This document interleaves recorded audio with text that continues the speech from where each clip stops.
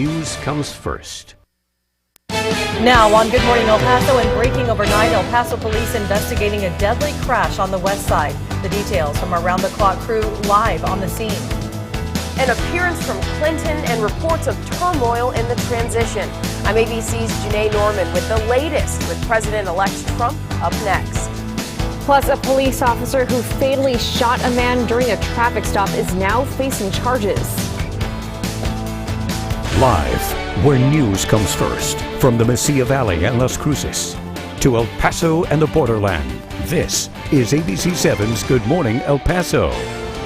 Rise and shine and good morning to you, El Paso, Las Cruces, and Juarez. I'm Stephanie Valle. And I'm Hillary Florin. Good morning, everyone. Let's get things started by talking about the windcast. You know, you got the right hairdo today. I sure did. Put it all up because you listened to Nicole yesterday. I did, and Nicole, you were showing that hairspray around earlier, too. Yes, you're going to need that extra hairspray this morning and this afternoon. The wind's already picking up. Let's take a look at our ABC 7 WeatherNet site, sponsored by the mattress firm Northeast El Paso. If you live around Travis Elementary School, notice wind gust at 46 miles per hour. So that is why we issued that first alert. It is windy in the Northeast. Park Elementary School close to 30 miles per hour. Not too bad at the Texas Tech Health Science Center, but the winds are still up at 18 miles per hour. So those are our peak wind gusts as of now. The winds are expected to continue throughout the afternoon. Strongest on the east side of town, northeast side of town, with winds out of the west at 15 to 25 miles per hour. We are expecting our peak wind gusts between lunchtime and 6 o'clock. But again, winds already picking up. Temperature-wise, we're in the 50s, Las Cruces, 65, El Paso. Although we are tracking a cold front, it is not affecting us just yet.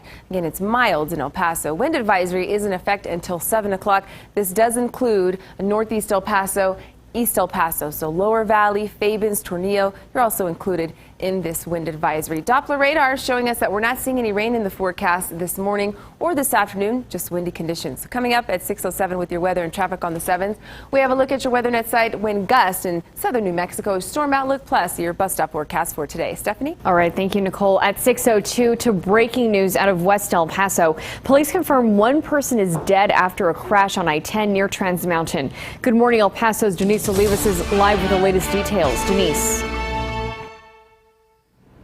Good morning. We are out here at the scene still. I-10 West is still closed off this morning, and investigators are still here on the scene trying to figure out exactly what led up to the crash. We know one person was killed and a second person was taken to the hospital. Giving you a closer look, the front windshield of the truck, I should say, was covered with a black tarp. So as investigators are still out here as well, taking photos and just taking measurements, we are still trying, of course, many questions that have been unanswered.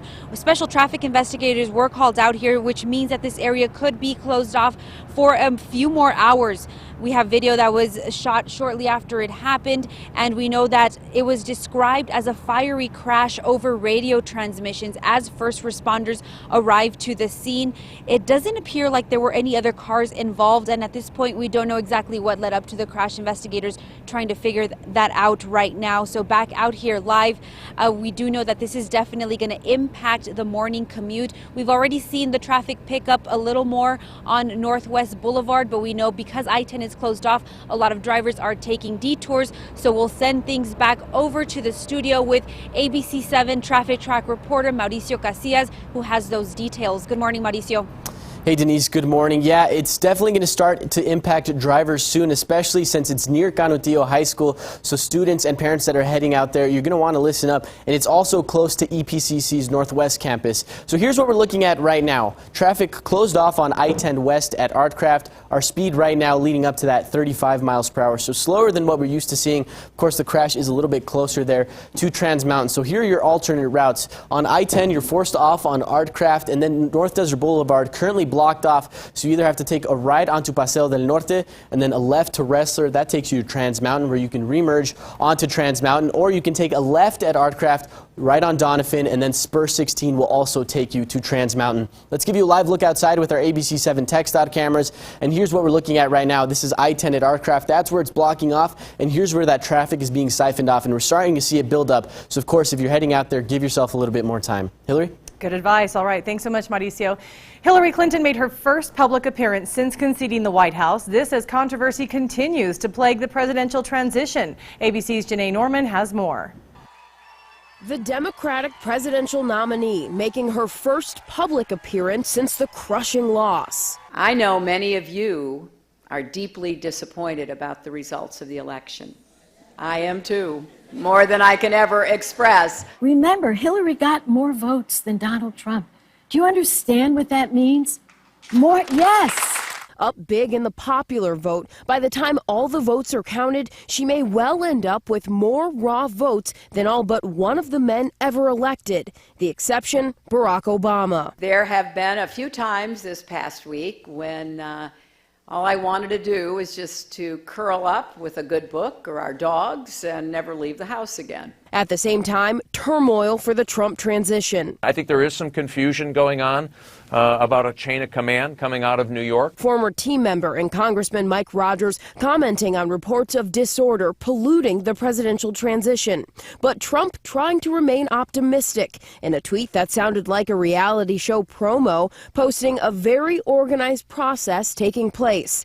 At the center of the transition, Jared Kushner, Trump's son-in-law.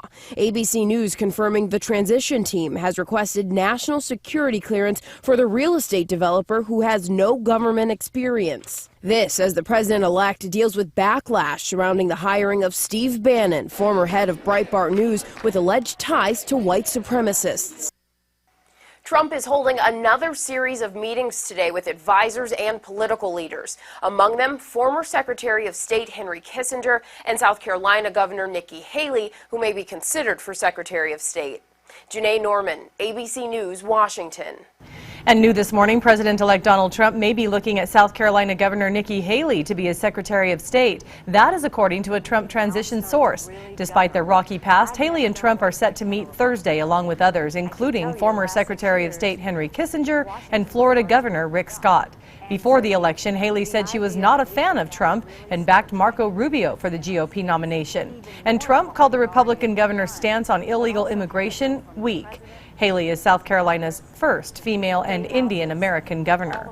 It's now 6:07. We're going to take a break from the headlines and talk about our first alert that's in effect. Hi, Nicole. Good morning. Winds are already starting to pick up on the east side of town in El Paso and northeast El Paso. We'll get to the WeatherNet sites in just a few minutes. Let's talk about our bus stop forecast for today. El Paso, we're actually off to a pretty mild start this morning. Temperatures ranging between the mid-50s to 60s for some areas. It's already windy in El Paso, and we're in the 40s to 50s in Las Cruces for some locations. Our ABC 7 WeatherNet site, sponsored by the mattress firm, showing northeast El Paso. If you live around Travis Elementary School, wind gusts have peaked at 46 miles per hour. So give yourself enough time before you head out this morning because the winds are already picking up. Our wind gust tracker showing at 7 o'clock at the El Paso Airport and in Las Cruces. Winds are in the 20s, also windy around the area. Mountains, TRC, Silver City, and Deming around 11 o'clock. Wind gusts are at 30 miles per hour. So you can see throughout the morning, we're already seeing those wind gusts pick up. Temperature-wise, not too bad. Las Cruces, we're at 54 degrees. You may still need a light jacket if you're stepping out right now.